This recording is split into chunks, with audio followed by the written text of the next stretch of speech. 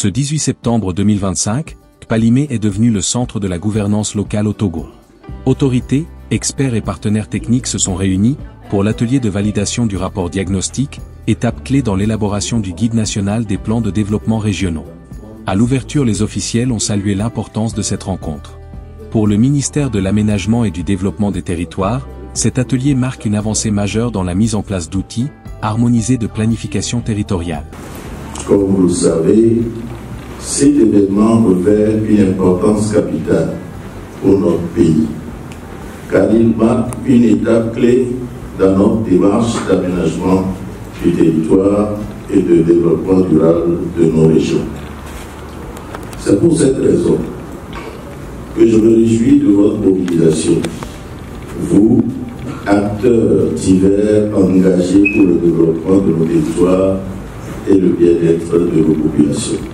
Le plan de développement régional s'impose aux conseils régionaux comme un outil stratégique pour la structuration de l'action publique au niveau régional autour de la transformation économique et sociale durable.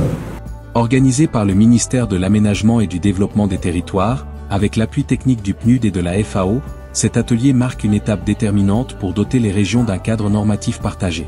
Pour le Programme des Nations Unies pour le développement, il est important de soutenir le Togo dans cette dynamique.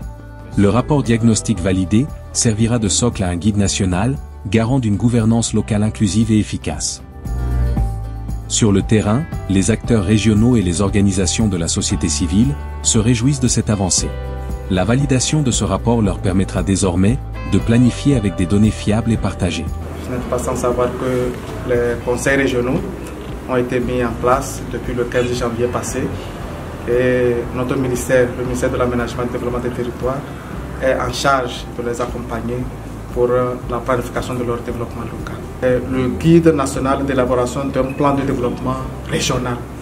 Ce document, c'est sur le commencement de travail actuellement à travers un rapport diagnostic. Le rapport diagnostic fait d'abord l'état des lieux de comment est-ce que la planification locale existe au Togo. Et c'est sur la base de cet état des lieux qu'avec l'accompagnement du consultant qui a été recruté, nous allons maintenant préparer, élaborer un guide. Et c'est ce guide qui va servir de boussole, de référentiel pour les conseils régionaux qui vont s'en servir pour élaborer leur plan de développement pour les régions. Pendant 2 jours, experts, élus et représentants de la société civile travailleront ensemble pour valider ce diagnostic. Un processus inclusif qui traduit la volonté du gouvernement togolais et l'engagement du président du Conseil, Faure Gnassingbé, à doter chaque région d'outils normatifs fiables et adaptés. Le guide va spécifier toutes les étapes et phases d'un processus d'élaboration des plans de développement, depuis la phase de préparation, le diagnostic, la déclinaison de la vision des programmes et projets et le mécanisme de mise en œuvre, tout en prenant en compte les différentes thématiques transversales majeures telles que les changements climatiques, les risques de catastrophes, l'extrémisme violent et la sécurité, le genre et la cohésion sociale, donc, entre autres, pour que toutes ces dimensions soient prises en compte dans les différents projets et programmes qui seront déclinés à l'échelle des régions. Avec ce rapport diagnostic validé, le Togo franchit une étape décisive vers un développement participatif, inclusif et durable. Une nouvelle ère pour la planification régionale s'ouvre.